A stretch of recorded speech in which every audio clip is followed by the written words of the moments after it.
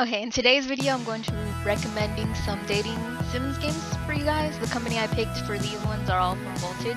I like their translations the best, they generally update the fastest. And yep, so the first one is 10 Days with My Devil. The storyline for 10 Days with My Devil is that you're pretty much going to die that day, and throughout the day you run into guys and they pretty much all give you something that you've always wanted but could never have, so that when you die you can pass on into the next life without any regrets. For some reason you don't die, and you pretty much beg for 10 more days so you can finish your unfinished business, and then you promise you'll leave. In each storyline there's a different reason for you wanting 10 extra days, and Shiki's story, which is the one that I picked for this one, is that you wish to confess that you like this guy at work and you want to confess them before you die so you leave with no regrets. I really loved his story. He's kind of like a big little kid. He throws tantrums every once in a while. He really likes these little toys and he collects them. When the story continues, you can kind of see how he changes and develops as a character. You can see him opening up to people more. He still doesn't talk as much, but the moments that you have with him are super sweet, and I absolutely loved the main story, the sequels, every all of them.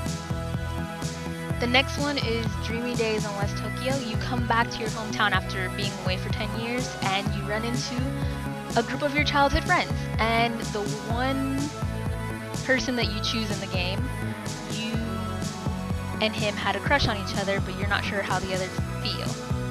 And depending on who you pick, there's obviously different ways you go about finding out that a person likes you and that you obviously have feelings for them.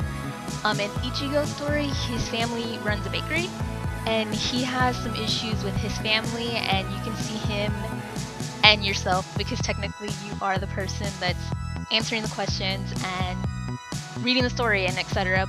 You help him realize his dream and pretty much just get better family relationships.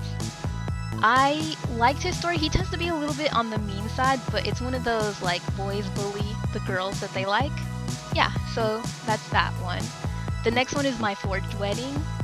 You move out of your parents' house to find a job. Supposedly your uncle, who isn't really your uncle related by blood, is supposed to help you find a job, and he promises to help you find a job if you help one of the guys that he has been friends with since he was younger. So depending on which guy you pick, they have a different job and they have a different reason that they want you to pretend to be their wife. So in Yuta's story, he's a comedian trying to get famous, and he has a partner with him, but his partner is sick, and he's trying to remotivate his partner at the same time trying to get their name out there. So as he's trying to do that, he ends up running across a talent agency. His agency makes him do this show that he pretends to be married, and they want to do like a reality show on their life.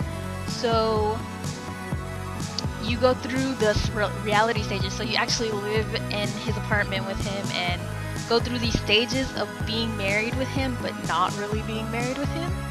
He was really sweet. I like that you could be more of his friend versus a lot of the other ones. They tend to be a little awkward sometimes. I don't know. Sometimes it feels like they fall in love way too fast. So this one is they are more friends than anything, and you sort of go through this phase of, I don't know if I'm going to be with him because he's becoming famous, I'm going to stop his career, yada yada yada. And in the end, you both obviously realize that you really like each other, so you end up getting it together at the end. Obviously, if you choose the right words and stuff, depending on which route you get at the end. And finally, the last one is Kissed by the Baddest Bidder. Kissed by the Baddest Bidder is a tad bit different than the other ones, because this one, you work at a casino, and basically one of the men you run into ends up dropping his glove, and you follow him to give it to him, and you end up upon this like black market type thing. And while you're down there, you end up breaking something extremely valuable, so the person who it belonged to ends up selling you on this black market, and depending on the person you pick is the person that buys you for millions of dollars.